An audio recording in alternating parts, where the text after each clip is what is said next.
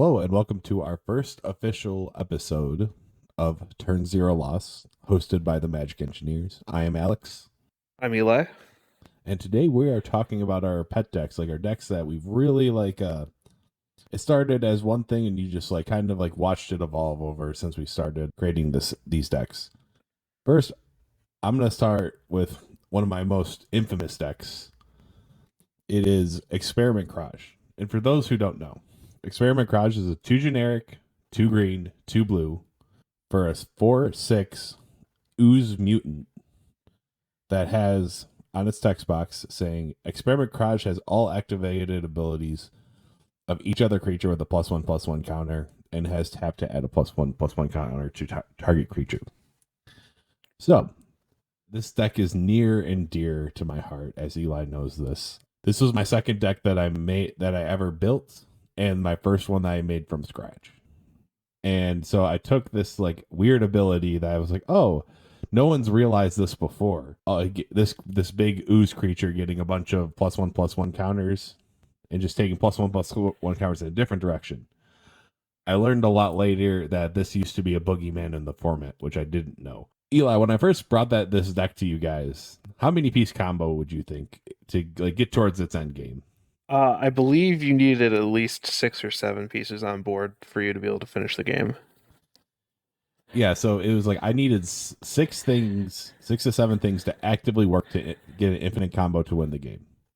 I was like, okay, what seems to work together? And this was me sort of figuring out how real synergies work in Magic and how to properly ramp what's not enough lands versus what's too many lands. And this was sort of a real building experience for me. So as I've developed this deck, I'm like, okay, I'll take this out, add this here. I'll put more untap cards in here because untap cards are the name of this game. So basically, what my goal in this entire deck is to do is to either ramp out Kraj as soon as I can, so I can put a Mana Dork on him and then be able to make any of my creatures infinitely big and my commander infinitely big to smash through everybody. That was the original game plan. And then I realized one thing. I had accidentally put in an infinite turns combo in my deck through the little known piece of tech, Sage of Hours, which for those who don't know has I got it here. Sage of Hours is a 1 in a blue for a creature human wizard. It's a 1/1 and it has heroic. Whenever you cast a spell that targets Sage of Hours, you put a +1/+1 counter on it. And you remove all +1/+1 counters from Sage of Hours. For each 5 counters removed this way, take an extra turn after this one.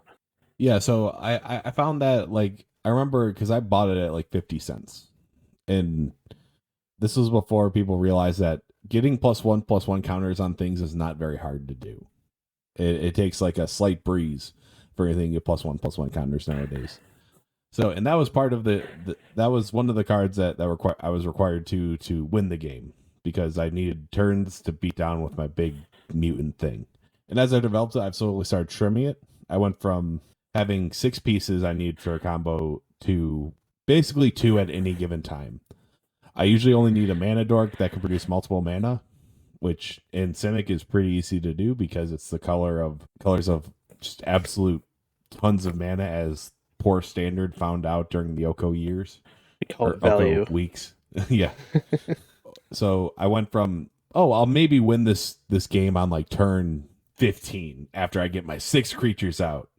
And the best part about that when in the original deck was that when people just let me play these creatures, and then eventually was like, wait a minute, they started looking at this, and they've already used all their removal, and I'm sitting there and I'm like, what card do I play? And they're scared that I'm about to win the game. It's I don't even know what I need to play right now. Yeah, they were like a bunch of pretty unassuming creatures by themselves, but put them together with Kraj's ability, things got really spooky really fast. One of those creatures is the infamous Horseshoe Crab. Ugh.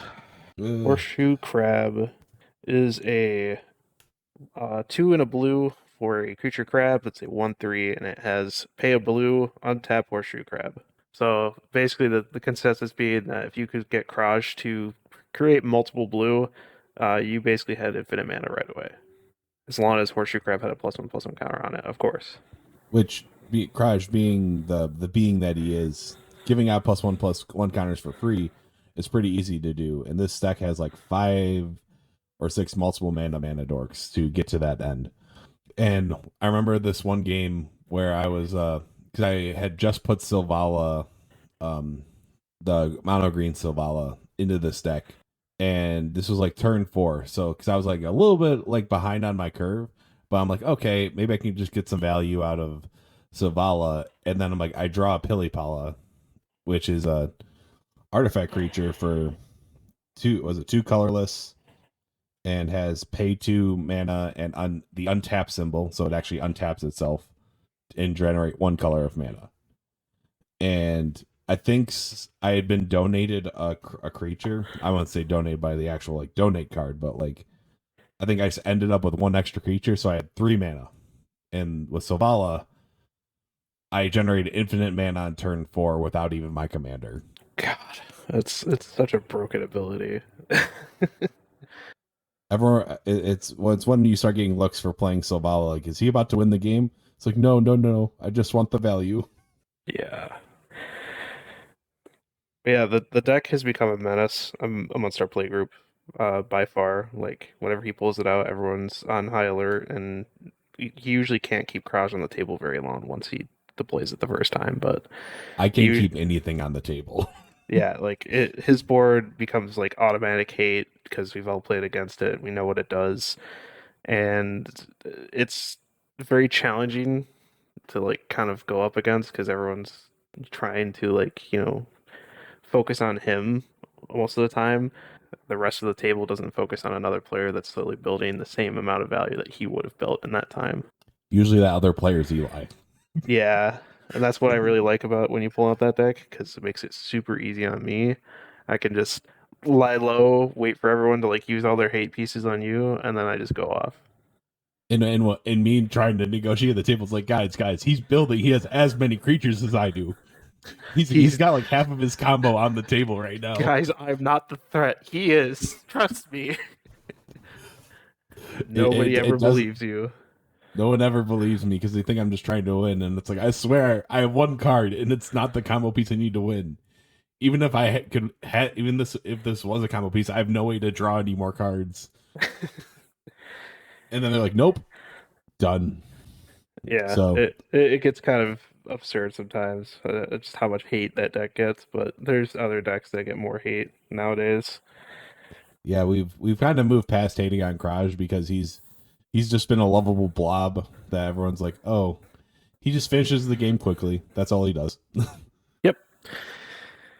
Yeah, so one of my first decks, actually not even one of, it is my very first deck that I ever got. It was gifted to me by a friend of ours. We call him Claw. Because I'd been playing Magic with him for about a few weeks now. This is my first year at the college that we went to, and he was like, you need a deck of your own because you can't keep borrowing ours. So take this deck because it was a precon from like 2015, 2014. One of the very first few sets of actual like pre-constructed decks. With like a full set color, it was the experience counters ones, I believe. If I remember Yes. that commander right. Yes, it was all the experience counter sets, and that set had a lot of broken cards in it because experience counters are broken, and this card proves it completely right. So the deck I built, well, not built, but rather developed over time, was Mizzix of the Is Magnus. It is a Goblin Wizard for 2, a blue and a red. It is a 2/2, and it reads. Whenever you cast an instant or sorcery spell with converted mana cost greater than the number of experience counters you have, you get an experience counter. And then it reads, instant and sorcery spells you cast cost 1 less to cast for each experience counter you have. Now, do Eli for our viewers, do experience counters disappear when your commander disappears? No, experience counters are around you for the entirety of the game. The only thing that can remove experience counters is anything that says remove all counters from target permanent or player. So you're saying it's basically eminence with extra steps. Yes, but the lucky part is Mizzix has to be on the battlefield for that discount to be effective. So Mizzix gets hated on a lot if I'm actually intending to win, which we'll get to that in a moment. So when I first got the deck, it was a precon. It had some decent pieces like Mystic Retrieval, I had Windfall, I had a Stroke of Genius, had Blue Sun Zenith, a lot of pretty decent cards for like card draw, like really big X spells, even like a Comet Storm in there. And the main goal of the deck at the time was to cast a lot of instants and sorceries, cantrip a bunch, and basically make a bunch of mana or have a super reduced cost X spell because, Mizzix reduces the cost of a spell regardless. So if you have an X spell that, say, you want to put, 4 into it, and you have enough to reduce the cost down to like 3 or 2, it turns out that that reduction also goes into the X spell. So, for example, I cast Stroke of Genius, which, if you don't know what Stroke of Genius does, it is a instant for 2 and a blue and X. Target player draws X cards. That X can be reduced as well. So you can reduce down the cost to where it's only a blue, and then that X can further reduce the cost that you would pay into X. So therefore making the amount of cards you draw even greater. Um, It gets out of hand. yeah, pretty like it was a pretty good deck for a pre-con. Like it was, I believe that is probably one of like my favorite decks from that set, other than Marin of Neltoth, but we don't talk about that. But I wanted to develop it further because it couldn't win consistently. It wasn't like a super great deck. It was one that was pretty okay. So I decided that I would kind of look into different combo pieces that could go inside of a Spell Slinger deck and make it better. The very first combo that I put into the deck required me to fetch a bunch of pieces using one of the cards that was in the deck originally, and that one of the cards that was in the deck originally was Firemind's Foresight, which basically is 5 in a red and a blue. You go find 3 instants or sorceries of converted mana cost 1, 2, and 3, and then you put them into your hand.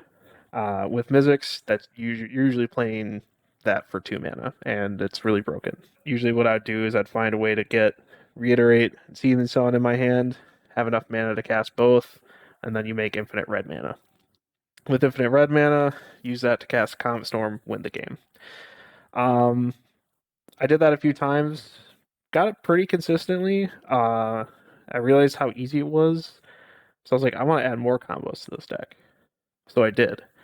Um, I got Icecrown Scepter, which is an artifact that costs 2, has imprint. Whenever it enters the battlefield, exile an instant card with converted mana cost 2 or less from my hand. Pay 2, tap it, copy the exiled card. Do it without paying the mana cost.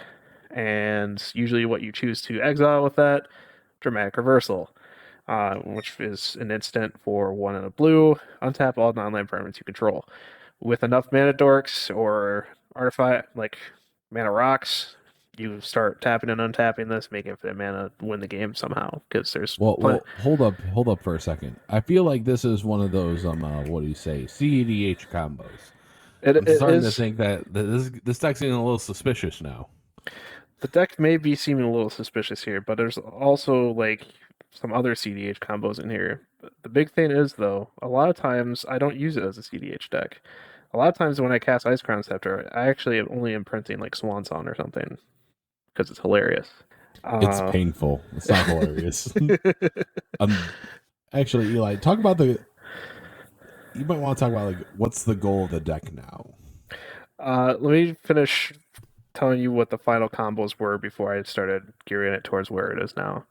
So I have Niv Mizzet Perun, which, if you don't know what that is, 3 blue, 3 red, Dragon Wizard, 5/5. Can't be card, has flying. Whenever you draw a card, it deals 1 damage to any target. Whenever a player casts an instant sorcery, draw a card. And then that pairs with Curiosity pretty well, which is an enchantment aura. Pay 1. Enchant creature. Whenever enchanted creature deals damage to any opponent, you may draw a card. So that just goes ad infinite. And then there's Hullbreaker Horror, which goes infinite with a bunch of mana dorks, but we don't talk about that. I'm not going to go too much into detail about that. But the main reason this deck is in the form that it is now, with all these combo pieces in it, is not to win the game anymore. I've given up on that. I've won too many times with it that I don't want to win anymore. So instead, I've kind of concocted a series of convoluted plans, and every game I kind of like draw one mentally from my head, be like, all right, this is how I'm going to lose the game this time. One time I infinitely reiterated expropriate and asked for everyone to give me time, and then I took all my infinite turns, drew my entire deck, and lost the game. It was it was hilarious, and nobody was expecting me to do that because whenever somebody casts expropriate a billion times, they usually expect to lose the game because all their permanents are gone. In my defense, the correct answer is always money, and I was trying to convince them don't give them. It's like Correct. he's just trying to reset our board, guys. Just give him money. Yeah, no, just give me every single time I play this deck now. The only time I ever do anything to affect anybody else's boards is if they're about to win, or if they fuck with my plan. If you get in the way of my win con, I will hop in the middle of whatever win con you're about to do, or sorry, not win con, lose con. Um, I will get in the way of whatever you're about to do. I will make it my entire goal for the rest of the game to inconvenience you in whatever way possible. And then when I go to lose the game, I will inconvenience you once more. For example, I reiterated reiterated Stroke of Genius with X equaling 1 a bunch of times, and I made Sherry draw his entire library except for the last 3 cards. And this was I can't remember which deck I was facing, but it was one of my more complicated decks where I'm like I have too many decisions to make. Exactly. So I like to inconvenience people on my way out if they inconvenience me at any point during the game. I didn't Eh, even inconvenience you. You were just like I'm gonna let you figure out a way to win. yeah, I was like, this game needs to end. We need to move on to the next one. So I will do whatever it takes, and I did. So like, this deck has become a super value engine to like basically leave me alone and I'll be out of the game in like 10 minutes, guys. It might take me 5 to 10 minute turn to do it, but I'll do it. Just like, don't worry about me. And The worst part is this deck has when changed you so take much. 10 minutes Yeah. for the turn before you actually win, because that turn you don't take very long. It's like okay, I'm gonna do this and I win, or Yeah. lose, or I kill myself. And I'm like, then what was that previous 10 minutes for? Couldn't you just done this a turn later? It was all setup. You gotta remember it takes a lot of setup to get there. There's 2 card and 3 card combos in here, and I can't always get them all in the same turn. So I have to do a convoluted series of tutoring to get it all. There's a lot of tutors in this deck, a lot of ways to get exactly what I need. Things like solve the equation, Mystic Retrieval in case something gets countered, all that fun stuff. Things that people don't like to see inside a deck that's spell slinging typically. But I like to get a good laugh out of this deck sometimes. Sometimes I've made people have infinite swans because I'll have them have a spell get countered and then I'll just give them a bunch of swans. Um, it's hilarious. I love the deck. Why don't you tell us about your next pet deck, Sherry?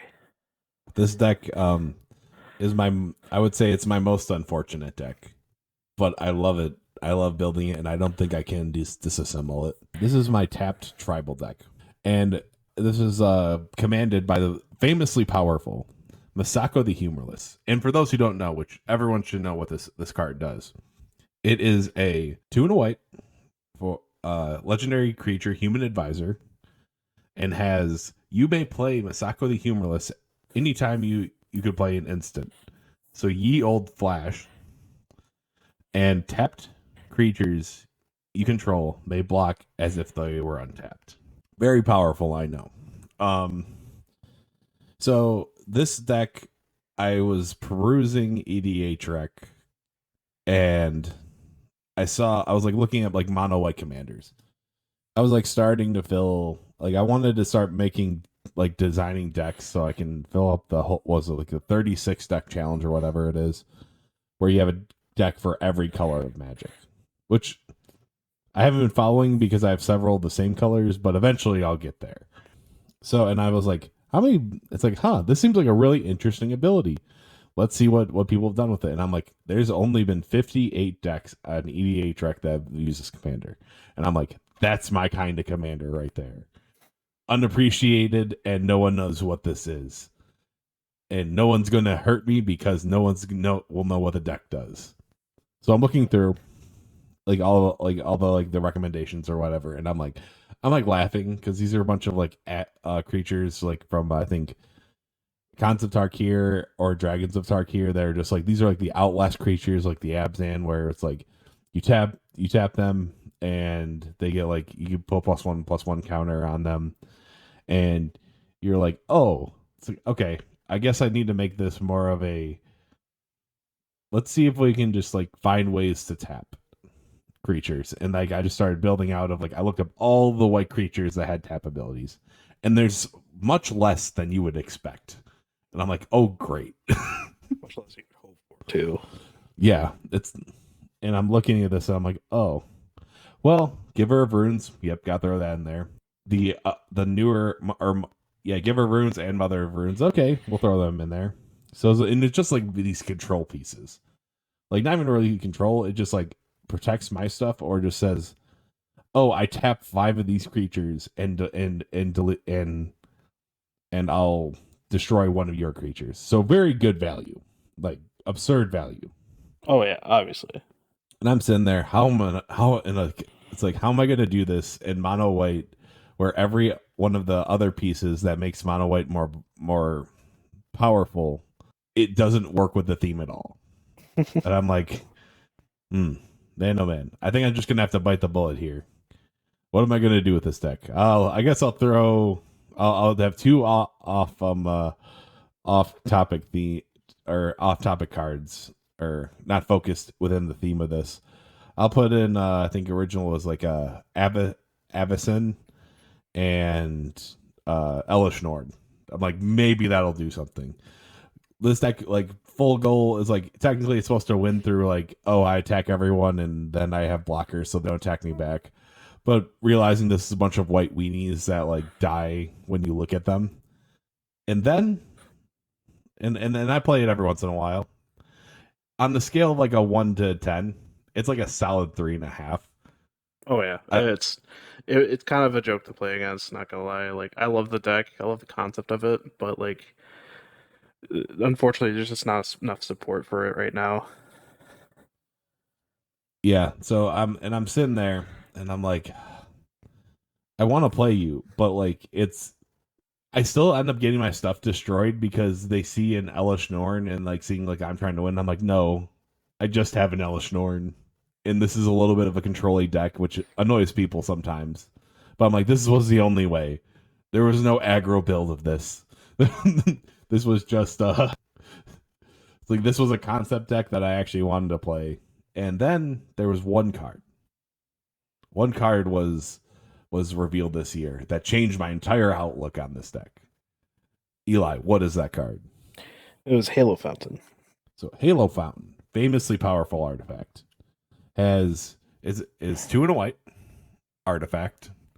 For its first ability is white and tap and untap a tapped creature you control and create a 1/1 green white citizen creature token. Okay, value. I can get my creatures tapped. I can do that. That's the one thing this deck can do. Then I was like, ooh, 2 and a white, untap 2 tapped creatures and draw a card. I'm like, yep, that's something I can do. And then I saw the last ability. This is 5 white, untap 15 tapped creatures, you win the game. And I'm like, yes, I did it. There's finally a win con. And then I looked at my deck and I'm like, oh boy, this is much harder than I thought. Time for a massive retool. So from a purely tapped tribal outlook, I was like, okay, what's all the meaningless tapped creatures that I don't need anymore? So I ripped all of them out, and it became a mono white tokens build to create as many tokens as possible to win with Halo Fountain. But you know what the funny part is? I don't have tutors to get Halo Fountain. Yeah, so I think there's a couple tutors that you could definitely get, like, to make it more consistent if you really wanted to. But like at this point, I think that the deck's funnier without it. Just like having to hope you draw a Halo Fountain. But there are spells out there that can get you that for sure. Yeah, well, I'm Idyllic a person Tutor. that likes to own the card and have in my deck. And the one, like, I have an Idyllic Tutor, which I think might work, or is that just an enchantment? I believe Idyllic Tutor should be able to work. Yeah, but that's unfortunately in my Shrines deck, which obviously takes precedent over it because shrines actually can win. That's true. That's true. So, but I do have one funny thing about this deck that I would like to share with you all.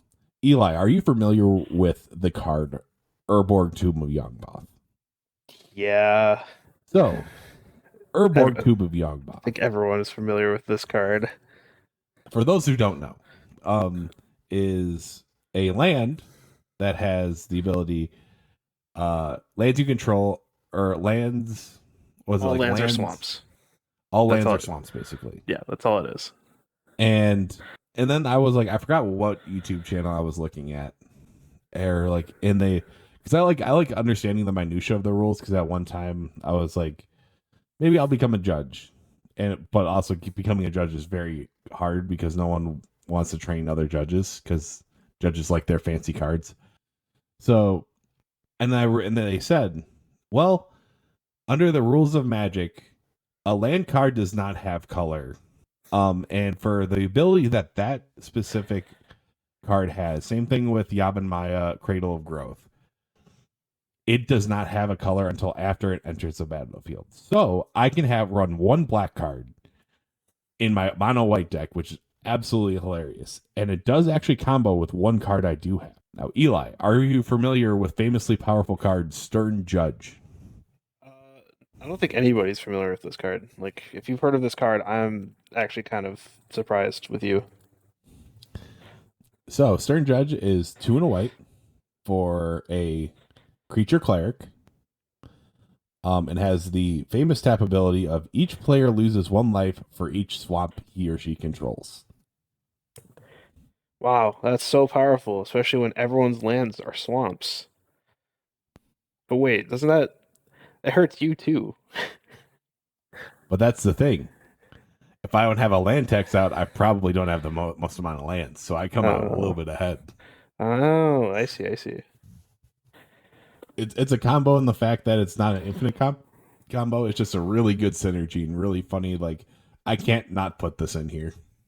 I love it. And funny things like that really give you an insight of the deck building process for us sometimes. We just think of weird things to put in there. Yeah. So, what's your next deck? I might actually go with the theme of what I just said. Is it the clerics? Yeah, it is a clerics deck. So the commander of this deck, he's important for the overall game plan of the deck, but he's not necessary. Like it's not required for him to be on the battlefield for this deck to work. Uh, he is Aura Skyclave Hierophant. It is 2, a white and a black for a core cleric, legendary creature, 3/3 with lifelink, and he reads, whenever Aura Skyclave Hierophant or another cleric you control dies, return target cleric card with lesser converted mana cost from your graveyard to the battlefield. So this is a deck that I built with my girlfriend actually. Her and I sat down one day and she's like, "Oh, I really like this card. We should build a deck around it." So I did.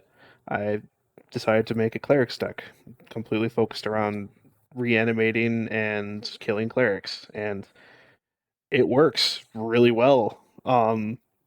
Unfortunately, clerics isn't like a super strong creature type, but like the value you can get off of killing a cleric, most of the time the value is life. You're not going to draw very many cards off of killing a cleric, but there's a couple clerics that draw cards for killing clerics, and yeah, this deck runs very well. There's a couple tutors in here that help the deck stay consistent because otherwise it's just kind of pathetic to play against. Because most of these guys are pretty small, like their toughness is usually around 1 to 2. There's only a couple that really get beyond that, to around 4. Uh, but the main reason for that is that like if somebody plays an Elish Norn or like a Toxrill, nothing stays on board for me. So like it's just trying to find a way to finish the game. And in this case, this deck has a couple redundancy pieces of life gain combos. So things like Exquisite Blood and Sanguine Bond. So if you don't know what those are 2 enchantments that read kind of basically like the opposite of each other. So there's Sanguine Bond, this enchantment for 3 2 black. Whenever you gain life, target opponent loses that much life. And then Exquisite Blood reads whenever opponent lose life, you gain that much life. You see where that goes, causes kind of like a feedback loop where they're always losing life and you're always gaining life, and eventually you just win because they're out of life and they can't lose anymore. The majority of this deck is really just focused around reviving and killing clerics and trying to get out that combo as fast as possible. If you're wanting to win, but for me, sometimes I don't want to win right away, so I want to see if I can revive and kill as many clerics as I want and get them all back on the battlefield because it's fun. I like reanimation style decks. Now, Eli, I'm going to call you out a little bit here. I think you're underselling this deck a little bit.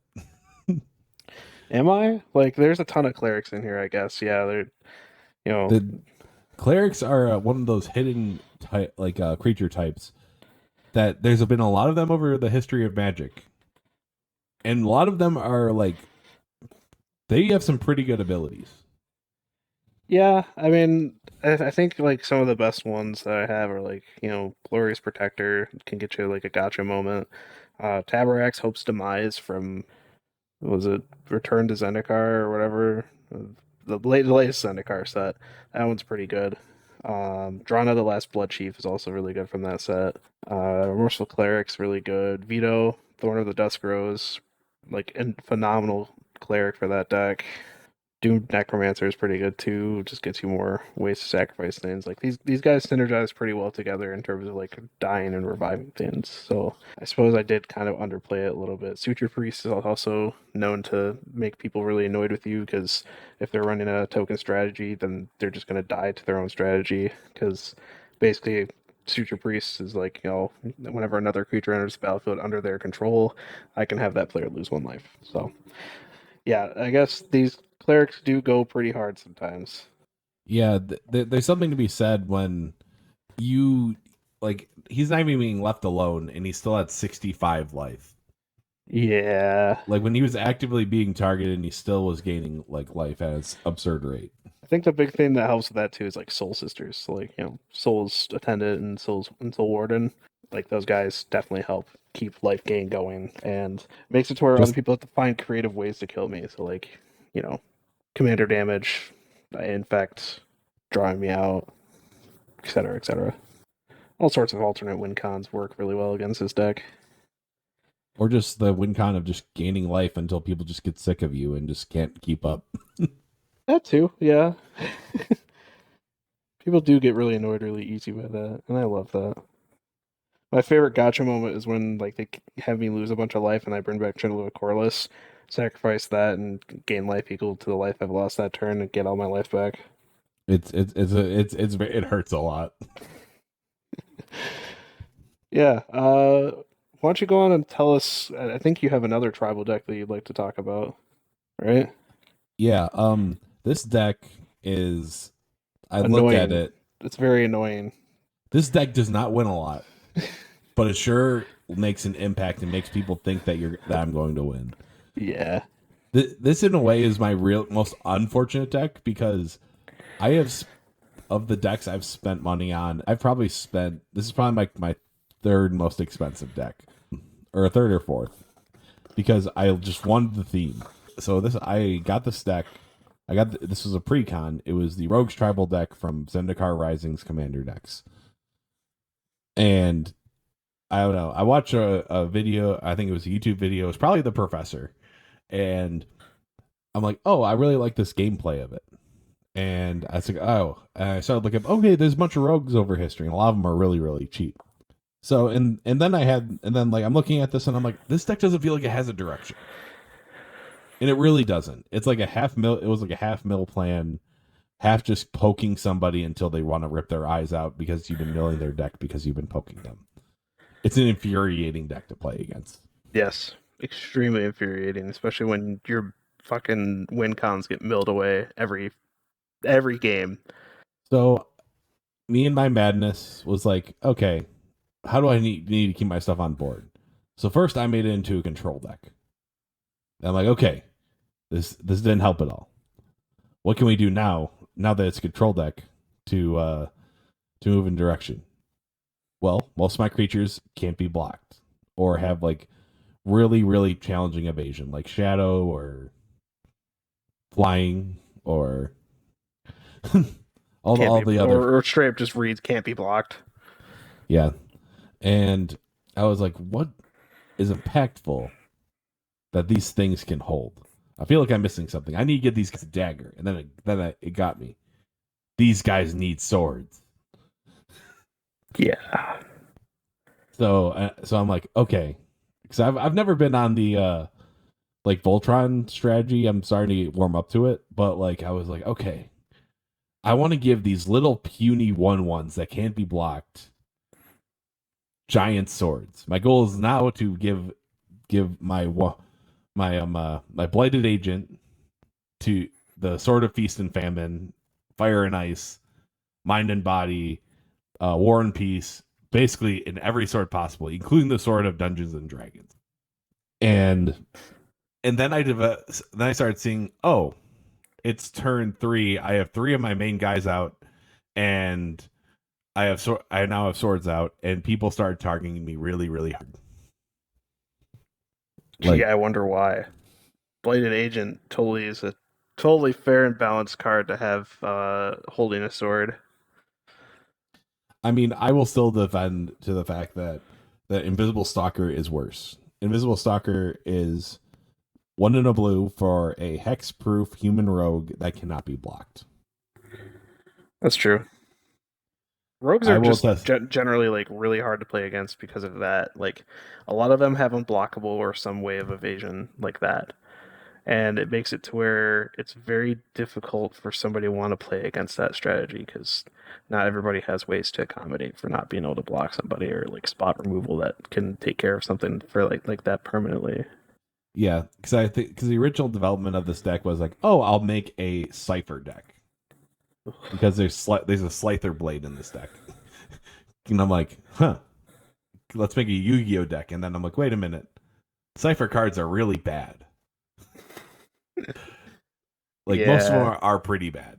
The only one that's good that I've kept in this deck is Whispering Madness, which which makes wheels sense. someone every time I make contact with them.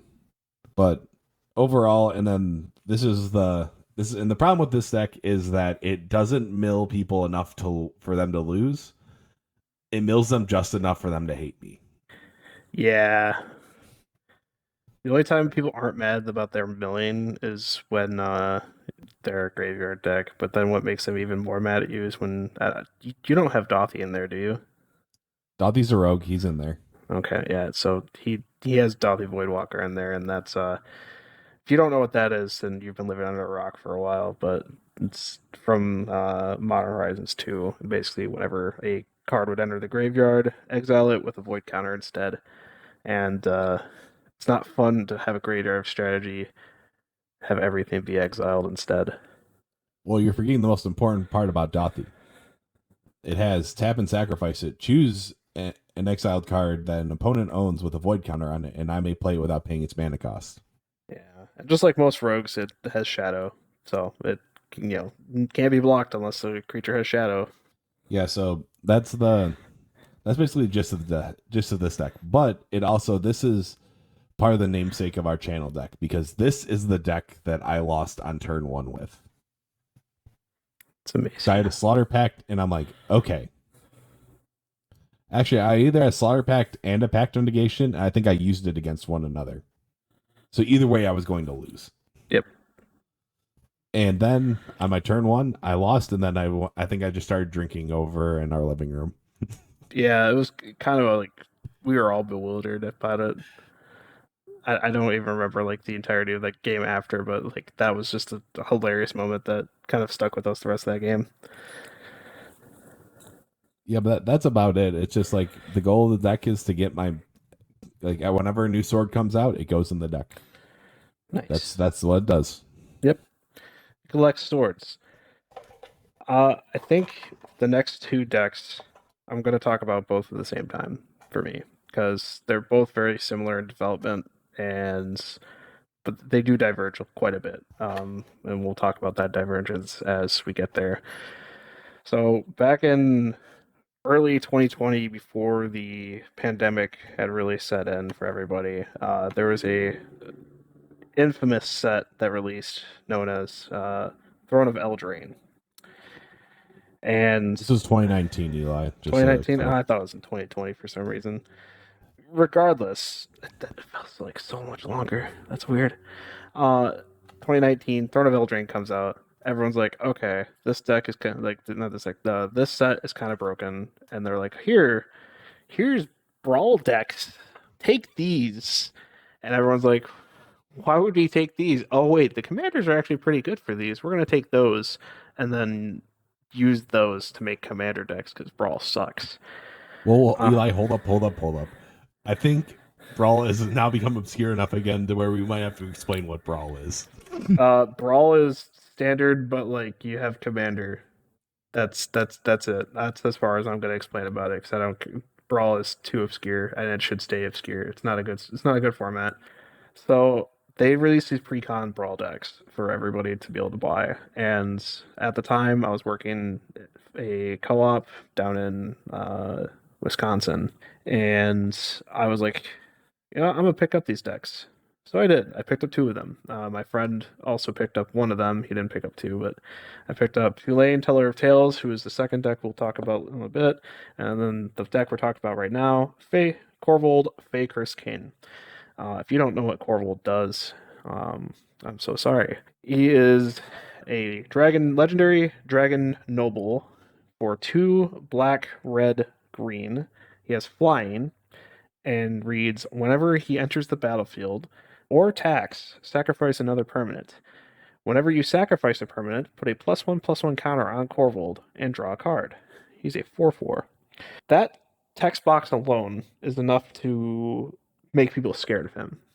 It's the flying, right? No, it's the other stuff. I literally, the other day, I was with a new play group, and I put this on the table, and none of them, like, these are a bunch of new players who never played Magic before, and I passed this commander around, and they're like, okay, he's hate on sight. And I was like, well, I'm glad you guys have good threat assessment because he is hate on sight. Korvold, if you let him stick around, he will mess your day up because whether or not it's going to be through treasure synergies or through general sacrifice synergies, Korvold will make your day horrible. So for me, I took this precon and basically tore it all the way apart. Like there's barely anything left of the original precon now at this point. The entire mana base is revamped to be so much better. Well, you kept the shock lane in there. I think that was about it. Yeah, I think that's really the only thing that happened there that's from that original deck, from that mana base. And then I added a whole lot of sacrifice energy. So things like Judith the Scourge Diva, Mayhem Devil, or Jury Master of Review all basically read whenever you sacrifice a permanent, deal damage to any target. It's pretty brutal. It's pretty brutal. And then there's Sir Conrad the Grim, who is basically kind of like a finisher for this deck. Whenever another creature dies or a creature is put into the graveyard from anywhere other than the battlefield, or a creature leaves the graveyard, it deals 1 damage to each opponent. The reason why Sir Conrad is a finisher is because I have a combo in there. There's only 1 combo, but there's a combo. And that is the World Gorger Animate Dead loop. This is going to be a lot to explain, so hold tight. So, World Gorger Dragon.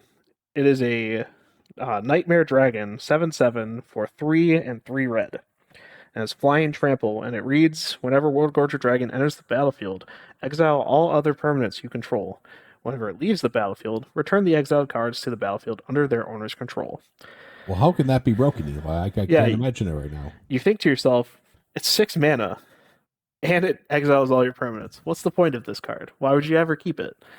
Well, the point of keeping it is because you cheat it into the battlefield using an enchantment aura. For me, I have Animate Dead, which is 1 in a black for an aura that reads a lot. Enchant creature in a graveyard. When Animate Dead enters the battlefield, if it's on the battlefield, it loses enchant creature card in a graveyard and gains enchant creature put onto the battlefield with Animate Dead. Return enchanted creature card to the battlefield under your control and attach Animate Dead to it. When Animate Dead leaves the battlefield, that creature's controller sacrifices it. Enchanted creature gets -1, -0. So, this causes a kind of like a feedback loop, if you really want to call it that. where you animate World Gorger. World Gorger will exile Animate Dead, sacrificing World Gorger. World Gorger gets sacrificed, everything comes back, including Animate Dead, which you target with World Gorger again, causing a loop where you consistently have World Gorger leaving the graveyard, dealing damage through Sir Conrad, and then getting exiled or getting sacrificed because Animate Dead is exiled, and then Animate Dead's brought back. You do that loop again. You don't have to do it with Sir Conrad if you don't want to. You can make infinite mana doing this, and then draw your entire library using Korvold somehow. Like, there's plenty of ways you could draw your entire library with infinite mana in Korvold. But that's the basis of this combo. It's very convoluted, and it takes a while to explain to new players because they get really confused about that interaction. That's the only combo in that deck because it's simple, and the game plan usually boils down to get Korvold very big, swing Korvold at people, win the game. Because commander damage is amazing. Now, the other deck, little more complicated. It's Chulane. I would like to mention that this deck causes me great pain. Yes. This deck is smarter than me sometimes. And I love it. But also hate it. Because sometimes it causes 20-minute turns. And everyone hates me for that. But that's fine. Chulane, Teller of Tales. If you don't know who Chulane is, what are you doing? Are you sure it's pronounced Chulane? I thought it was pronounced Holland. Bro, I don't care how people pronounce it. Just it shouldn't be pronounced that way. Anyway, Chulane reads it's for 2 mana, a green, white, and a blue. Is a human druid 2/4 with vigilance. And then it also reads, whenever you cast a creature spell, draw a card, then you may put a land card from your hand onto the battlefield. Pay 3 mana, tap it, return target creature you control to its owner's hand. All of that on one creature card. It's a lot. And you could build it in whatever way you really want to. I decided to build it in a degenerate way that lets me win the game. So I have a stack of cards here that I'm going to quickly kind of rattle off a bunch of. And in post-edit, I'm imagining we're going to probably have some of these card images on screen. That's fine. So things like Village Bellringer lets me untap Chulane, bounce it back to my hand with infinite mana, keep casting Village Bellringer with Incubation Druid involved in that. Temur Sabertooth also does the same thing. Then there's Ashaya, Soul of the Wild, and Quirion Ranger. Ashaya turns Quirion Ranger into a forest. You use Quirion Ranger to bounce itself and then untap another forest you control. And they make infinite mana that way. Yisan the Wanderer Bard makes really consistency because you just go fetch all the green creatures that you want. Kiora's Follower makes Chulane untappable again. Tireless Provisioner, when you have the Shia Soul of the Wild combo, you get infinite treasure tokens. Magus of the Order, find your combo pieces even faster. Biomass Familiar makes Chulane's ability only 1 mana. Then there's Peregrine Drake Deadeye Navigator, make infinite mana that way. And then you win the game with like Thassa's Oracle or Labman because, you gotta cause a bunch of pain for everyone else, draw your entire library, and win the game that way. As a note, it's usually not the draw the card combo that bothers me the most. It's that he doesn't get like an instant like, okay, every time I play this, I'll get a draw a card. No, he has to continue digging until he gets it. Yeah, it's a consistent dig. It's like, draw a card. Nope. Play a land, draw a card, play a land, draw a card, play a land, draw a card. It's just like a nonstop. And then he misses, and then he finds another route about it.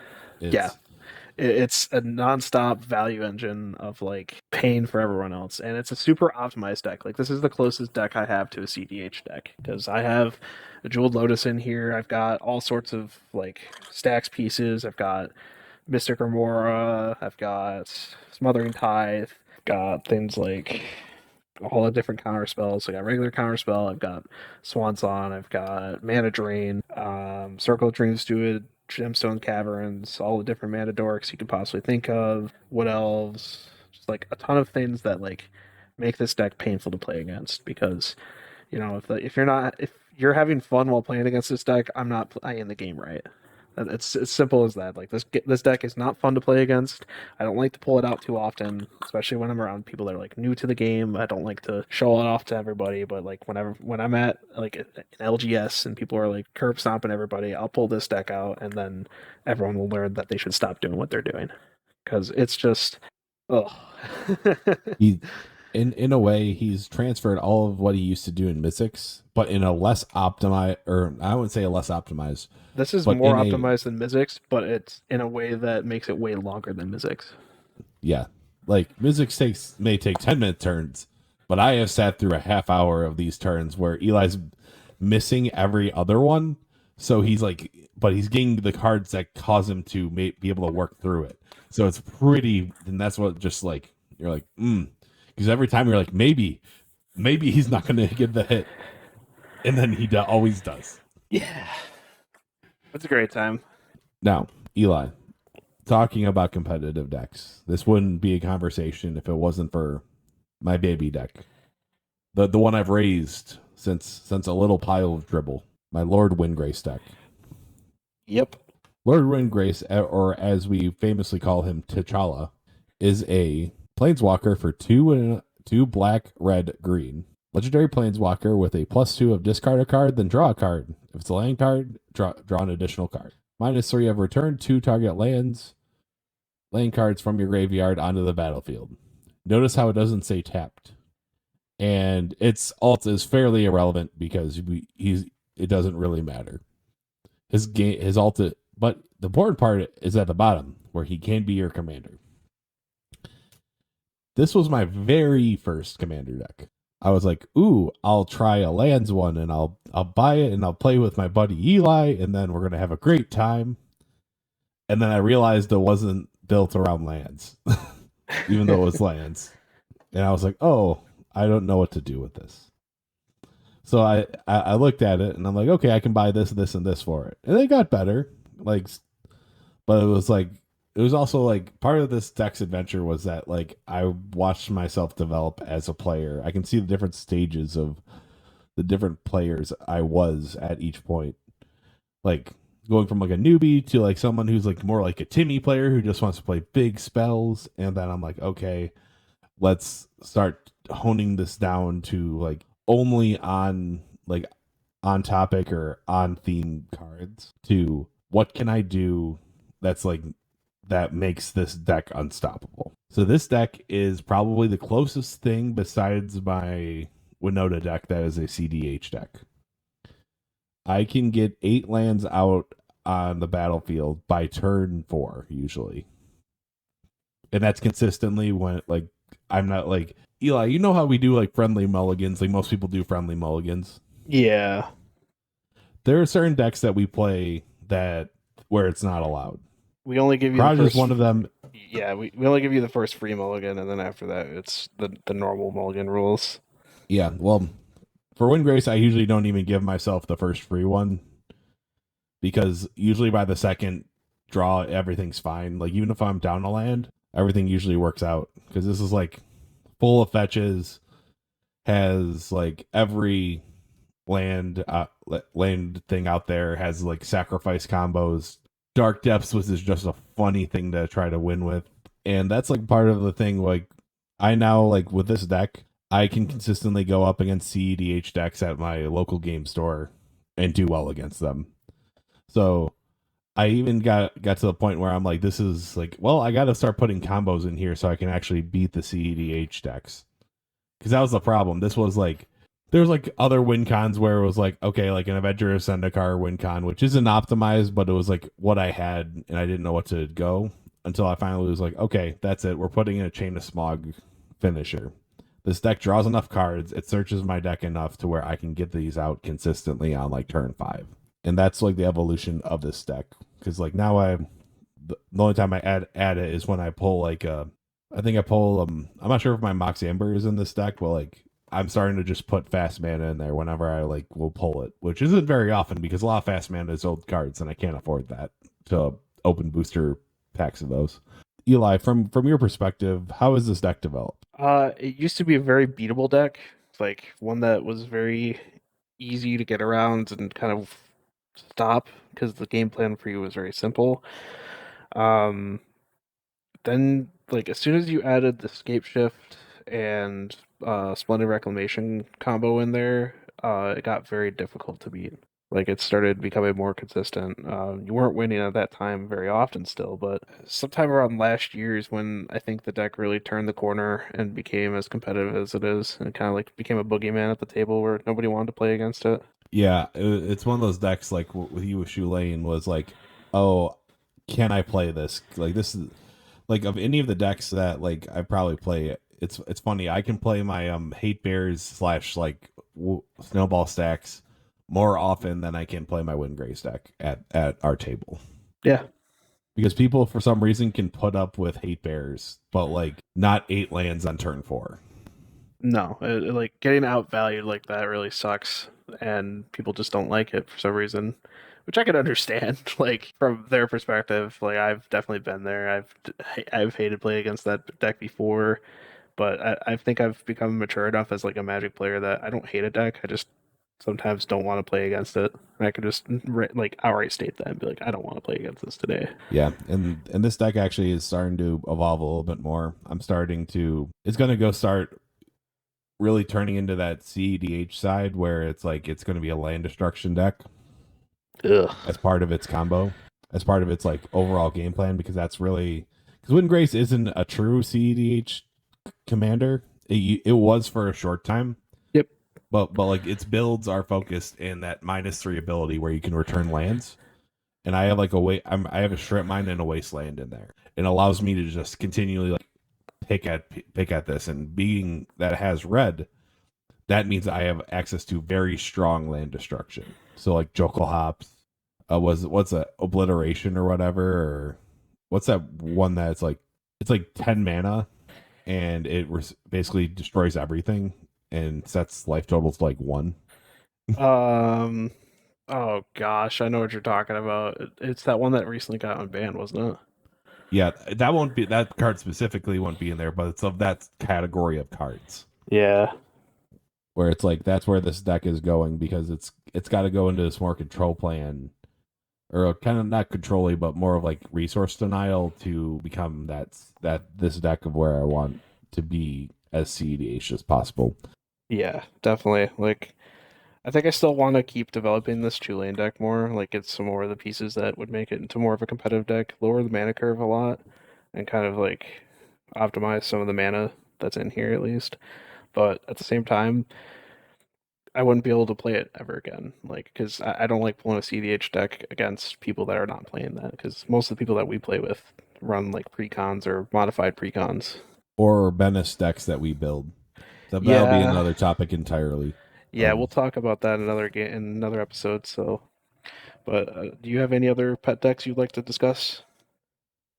I think that's it for now. I think we might have a part 2 of like decks that become my pet decks because I have a couple in mind, but that I don't need to talk about right now. Fair enough. Well, thank you all for joining us for today's episode. Remember to like, subscribe, comment, do all that fun stuff, get some interactions with the video. If you really like what you see, or if you don't like what you hear, just let us know. And yeah, we'll see you next time. Okay. Thank you.